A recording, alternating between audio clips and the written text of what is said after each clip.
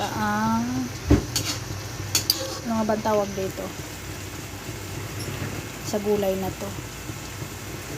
Ano nga tawag dito sa gulay na to, Sandy? Nakalimutan ko na. Sigarilyas.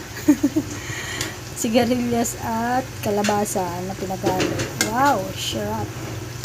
Tapos may pinaritong isda.